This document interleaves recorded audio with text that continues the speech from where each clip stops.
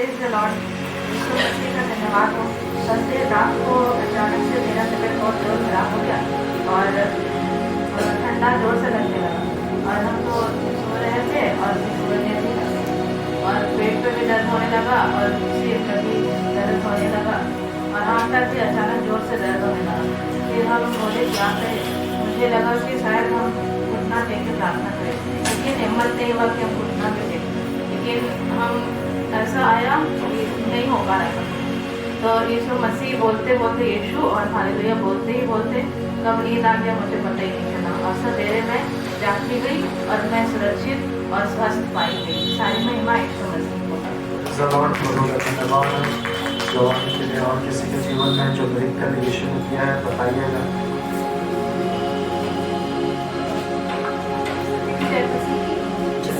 Last Friday से मेरा बहुत ही सर्दी हो गया था, बहुत सारा कफ जैसा चल गया था। फ्राइडे से लेके मतलब बहुत ठंडा ठंडा लग रहा था, अंदर से बहुत परेशान हो गए थे, फीवर जैसा भी लग रहा था। तो सैटरडे से भी हम चेक कर गए, उस दिन भी मौसम बहुत ख़राब था, तो रात भर सोए पूरा फीवर लग रहा था, सांस ले रही थी ऊपर में पर ही नहीं ले पा रहे थे, सांस बहुत प्रॉब्लम हो रहा था। तो हस्बैंड को बोले कैसा ऐसा लग रहा है, दवा लेना होगा। तो हस्बैंड बोले कि नहीं प्रार्थना करो ठीक हो जाएगा। तो फिर वही बर्थडे का सुबह में प्रार्थना किए, घुटना टेक के लिए यीशु अगर मेरे से कुछ भी गलती हुआ है तो इस वहाँ पर यीशु एक दया करके मुझे बहुत प्रॉब्लम हो रहा है, तो यीशु ने मुझे चंगाई दिया। उसके बाद लेट गए 10 मिनट, फिर उठे तो फिर मेरे को मतलब एनर्जी जैसा लगने लगा और मतलब जो भी सुस्ती था और जो काम नहीं कर पा रहे थे बहुत ताकत के साथ काम को करने लगे। बहुत आनंद फील हुआ कि मेरा यीशु सच में जिंदा खुदा है और मेरा प्रार्थना को सुना है और मेरा उत्तर दिया, इसलिए सारी महिमा यीशु को। Praise the Lord. सुना था और यीशु मसीह की जय जय प्रभु का सारे नहीं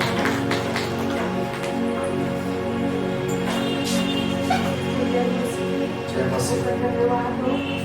हम इनको पैसा दिए थे तो काम के लिए इसको तो हम लोग दोनों माँ बेटी का पैसा दिए थे, तो आज 4 महीना से बोल रहा था कि करवा देंगे। तो अभी 8 दिन हो गया मेरा बेटी का हो गया किसको में, इसीलिए प्रभु का धन्यवाद हो। प्रभु ने मेरी प्रार्थना को भी सुना है और हम उनको बोले थे कि मेरा पैसा लौटा दीजिए, तो 2 आदमी का बोला था तो 1 आदमी का भी कर दिया काम किसको के अंदर में, इसलिए प्रभु को धन्यवाद देते। प्रभु का महिमा हुआ, प्रार्थना को सुना है। और मेरे पति का भी मेडिकल में बोला था कि हमको छाड़ देगा, तो भी पहले प्रार्थना करता था फिर बीच में छोड़ दिया, पर अभी फिर से वो भोर में रात को प्रार्थना करके सोता है, मेडिकल में वो भी पास हो गया। प्रभु का धन्यवाद हो। सबको जय मसीह। मेरे मामी का कैंसर बीमारी हो गई, तो हम बहुत पहले प्रभु को हम जाते थे, तो मामी मेरे को परसों में बताई कि तो तेल और पानी ला के दी थी, तो उसका मतलब कैंसर वगैरह डॉक्टर जवाब दे दिया था। तो मामी का दवा चल रहा था, तो हम परसों रोज लिए, तो मामी मेरे बताई कि हम वही पवित्र लहू से और पानी से मेरे को कैंसर बीमारी जड़ से ठीक हो गया है। तो मामी मेरे बताई परसों दिन हम, तो ये मेरे मनुष्य के तौर से नहीं हुआ, प्रभु को और से मेरे मामी चंगा हो गई है। प्रभु को धन्यवाद देते हैं। 2-3 साल से थे, तो हम सोचे कि मामी का नहीं ठीक हुआ, इलाज हो रहा होगा। फिर मामी परसों दिन हम बोले कि आपके लिए, तो मामी हम जाते थे चर्च, तो हम प्रार्थना करते थे, प्रभु का पास्टर से भी प्रार्थना करवाए थे। तो मामी मेरे को परसों ने बताई कि मेरे को डॉक्टर बोल दिया ठीक होगी, मेरी मामी अब खड़ी भी हो गई। और उनको बोलिएगा कि वो यीशु मसीह का धन्यवाद करें और आएगी बोलिए गवाही। धन्यवाद।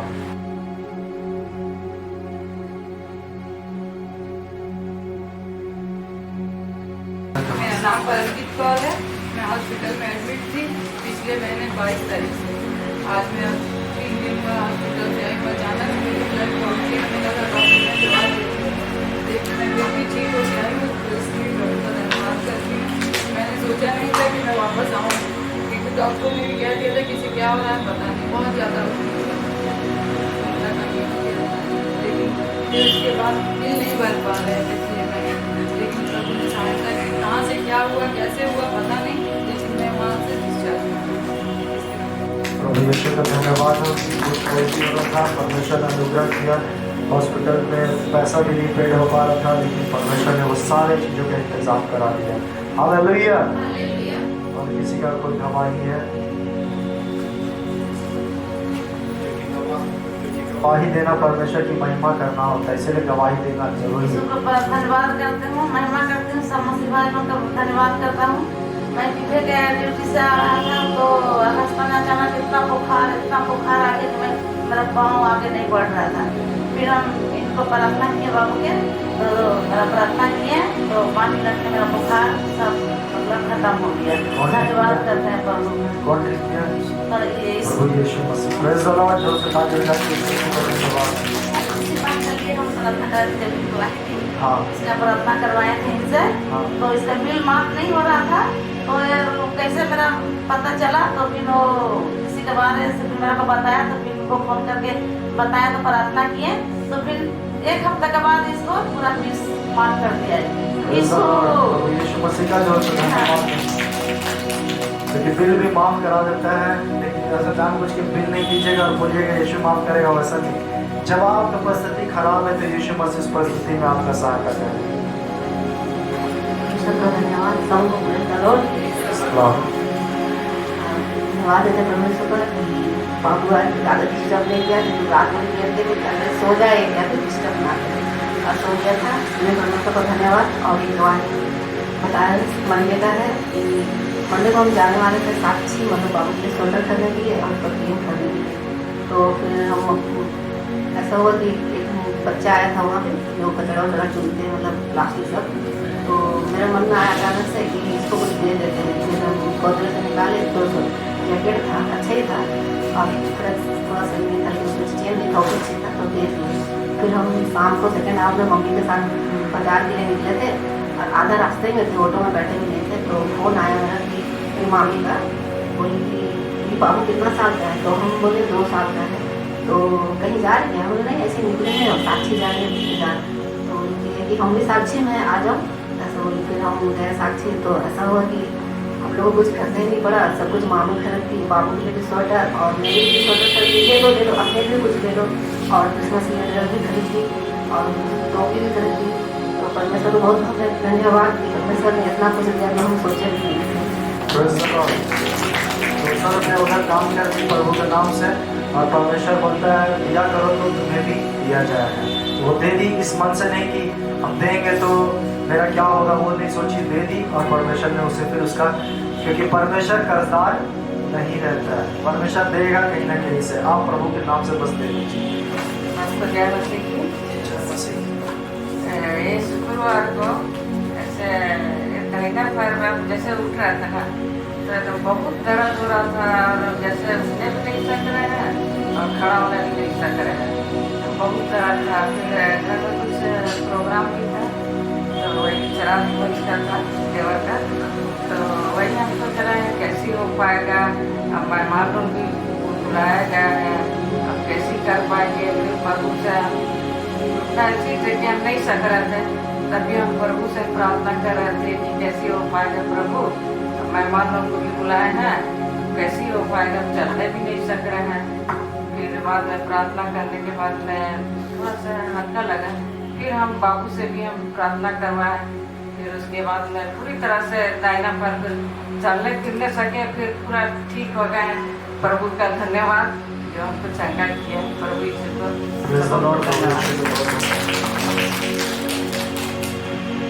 का नाम सबको।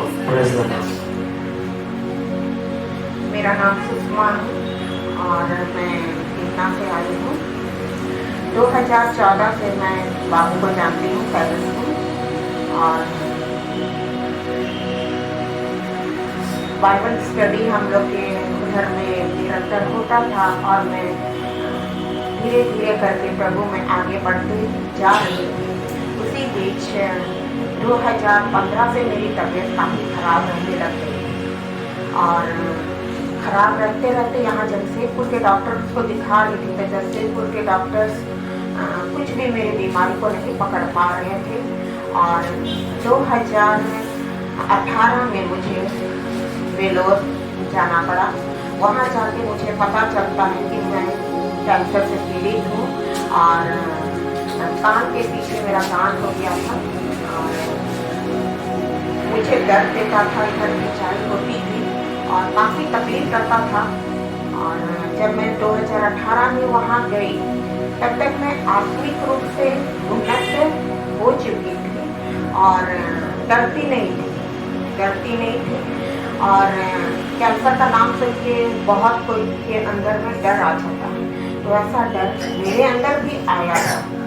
फिर वहाँ पर वेलोर में प्रार्थना योद्धा लोग रहते हैं और उन लोग निरंतर प्रार्थना करते थे और ऐसा था कि मैं जब ऑपरेशन के लिए मुझे ले जाया जा रहा था तो वहाँ सिस्टर लोग भी प्रार्थना कर रही थी और बोल रही थी कि डर रही हो, नहीं डर रही हूँ, मेरा पिता परमेश्वर है, यीशु मसीह मेरे साथ है।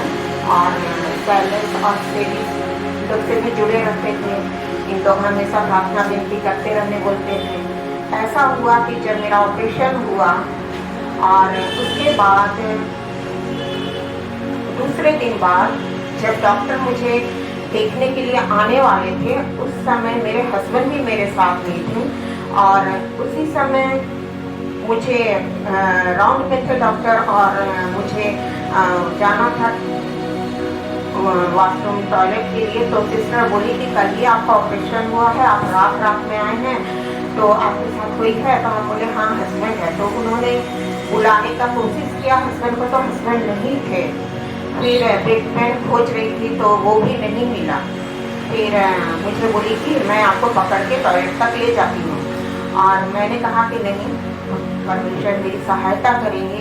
उन्होंने मुझे चंगा किया है और मैं जब यहाँ से मेरा सर्जरी होने के बाद यहाँ से गंदा खून बाहर निकल रहा था, एक बास्केट में था, मैं उसे पकड़ के खुद से टॉयलेट गई। और जब मैं निकल के आ रही थी तो डॉक्टर्स की सारी टीम करीब 8 या 10 जन थे और उन लोग ने मुझे जब निकल के देखा वहाँ पर आते हुए तो उन लोग बहुत आश्चर्य करने लगे कि तुम तो बिल्कुल ठीक हो। तो हम बोले हाँ सर, देखिए हम ठीक है ना। और आज जैसे बाबू ने हमें वचन में बतलाया कि जब यीशु मसीह के द्वारा वह व्यक्ति चंगाई को पाया तो यीशु मसीह ने क्या कहा था कि उठ, अपनी खाट उठा और चल। तो पिता परमेश्वर हमारी सहायता करते हैं, हमें विश्वास में बने रहना है। और उस घड़ी अगर मैं डरे रहती कि मैं अकेले कैसे जाऊंगी, मैं अपने पति का इंतजार करूंगी, वैसा मैंने बिल्कुल भी नहीं किया। और मैं आई और मेरे डॉक्टर्स के वहाँ पर उन लोग रिसर्च करते हैं तो वहाँ उन लोग लिखते भी हैं कि पेशेंट का कैसा ग्रोथ रहता है। और मैं परमेश्वर का धन्यवाद देती हूँ। ऑपरेशन के बाद 2 महीना बाद मेरा रेडिएशन भी हुआ, 33 रेडिएशन। और रेडिएशन जब होते जा रहा था करीब 5-6 दिन हुआ होगा और उसके बाद मेरा बेटा मुझसे मिलने के लिए आया था वेलोर और उस समय तक मेरी हालत ठीक थी। लेकिन जिस दिन बेटा को निकलना था उसी दिन से मेरी हालत गड़बड़ होने लगी और वो मिल्क मेरा स्टार्ट हो गया, जो भी खाती थी तुरंत निकल जाता था। तो बेटा का भी हालत अच्छा नहीं था, मेरी मम्मी को ऐसा देख के लौटता था। लेकिन पूरे रेडिएशन के दौरान शारीरिक कमजोरी बहुत हो गई। मेरा वेट था 72 या 74, उसके बाद मैं 64 में आई। फिर मैं जब वेलोर में मेरा रेडिएशन हो रहा था तो मैं 52 वेट मेरा करीब मैं 30 किलो घट चुकी थी। और मैं ऐसा हालत करता था, उल्टी होता था, तो मैं 2 कदम भी चल नहीं सक रही थी। तो मेरे हस्बैंड ने कहा लास्ट में कि व्हील चेयर मंगा लेते हैं तो लेके जाएंगे। मैंने कहा नहीं, प्रभु सहायता करेंगे और मुझे रेडिएशन रूम तक लेके जाएंगे। मैं कुछ कदम चलती थी और उसके बाद ऐसा जगह रखता था तो मैं बैठ जाती और परमेश्वर ने उस घड़ी मुझे बचाया, चलने की स्थिति में लाया। इसके लिए मैं धन्यवाद देती हूँ परमेश्वर का। और 2018 में जब मेरा ऑपरेशन हुआ उसके बाद भी मेरा थोड़ा सा यहाँ नस जाने वाला प्रॉब्लम था। उसके बाद सेकेंड सर्जरी फिर मेरा 2019 में हुआ। 19 में हुआ उसके बाद मेरा कान भी थोड़ा सा ऐसे हो गया है, आप लोगों को दिखलाना भी जरूरी हो रास्ता में क्योंकि कान देखिए मेरा इस टाइप से कान है और कान नीचे लटक चुका है और मुंह भी टेढ़ा हो गया। तो मैंने दूसरा ऑपरेशन नहीं कराना चाहा। मैंने कहा हस्बैंड से कि नहीं, हम नहीं कराएंगे, मेरा मुंह टेढ़ा हो जाएगा। और जब मैं नौकरी नहीं करती थी, मैं टीचर हूँ, तो मैंने ब्यूटिशियन का कोर्स भी किया था। तो मैं ब्यूटी पार्लर घर में चलाती थी। तो हर लड़की लोग चेहरा को अपना ठीक रखना चाहती है। तो मुझे बहुत दुख हुआ कि तो मेरा चेहरा ऐसा हो जाएगा। लेकिन प्रभु ने उस घड़ी मुझे संभाला और कहा तुम्हारा चेहरा से क्या लेना देना है, तुम्हारा हृदय साफ रखना है। चेहरा क्या है, 2 दिन तुम साफ करो, इसके बाद तो फिर वो खराब हो जाएगा। तो प्रभु ने उस घड़ी मुझे फिर से संभाला। मुझे देखने के लिए लगातार लोग आते थे। आज उन लोग बोलते हैं कि आप बच्चे कैसे हैं, आप जितना भी ये वाला कैंसर के रहते हैं उन लोग मर जाते हैं। कीमोथेरेपी की जरूरत पड़ती है और मैं कीमोथेरेपी में देखती थी पेशेंट लोग 2, 3, 4 होता था, उसके बाद उन लोग खत्म हो जाते थे। तो मुझे लगता था कि मैं कीमोथेरेपी ना लूँ। तो वहाँ कीमोथेरेपी डॉक्टर से जब मैं मिलने के लिए गई तो मैं प्रार्थना कर रही थी और डॉक्टर ने मुझे बुलाया और मेरे पीठ में थपथपा के कहा कि आपको कीमोथेरेपी की जरूरत नहीं पड़ेगी, आप निरंतर प्रार्थना करते रहे, विश्वास में बने रहे। मैं धन्यवाद देती हूँ कि मैं जिस जगह पे गई थी CMC वेलोर में, वहाँ बहुत अच्छे अच्छे डॉक्टर्स मिले और प्रार्थना योद्धा लोग मिले जो हम लोग जैसे बीमार पेशेंट को निराश नहीं होने देते और हमारा मनोबल को हमेशा ऊपर उठाते थे। मैं धन्यवाद देती हूँ पिता परमेश्वर का। आज मैं यहाँ आना चाह रही थी, 2 दिन पहले से ही मैं याद रखी थी कि मेरा 6 महीना हो जा रहा है बपतिस्मा का, आज 19 तारीख लेकर के। तो मैं कह रही थी घर वालों से कि जाऊँ, लेकिन मेरे दांत में काफ़ी दर्द था, इतना दर्द था कि मुझे स्कूल में बुखार तक आ गया था। डॉक्टर को दिखलाई तो डॉक्टर ने दवा दी है और कहा है दांत उखाड़ना पड़ेगा। मैं परमेश्वर का धन्यवाद देती हूँ कि मैं ज़्यादा देर बैठ नहीं सकती हूँ, लेट जाती हूँ, पैर चढ़ा के बैठती हूँ, लेकिन परमेश्वर ने मुझे यहाँ बैठने में ताकत की सारी आदर महिमा है परमेश्वर को देती हूँ। प्रार्थना कीजिएगा कि और स्वस्थ रहे और परमेश्वर की बड़ाई करते रहे। उनके फैमिली के लिए भी आप लोग प्रार्थना करते रहिएगा निरंतर। और किसी की गवाही है तो जल्द से जल्द बताएं। लोगों को praise the Lord, praise the Lord. मेरा गवाही ये कि बहुत दिन से हम बहुत मतलब वो पुराना जीवन छोड़ के हम बाहर एक नए जीवन में जी रहे थे। तो उस समय भी हम वचन बाइबल हमेशा काम में भी हम पढ़ते रहते, पर हम ये चीज़ हमको समझ नहीं आ रहा था कि हम मेरा आत्मिक थोड़ा सा अजीब सा हो गया था।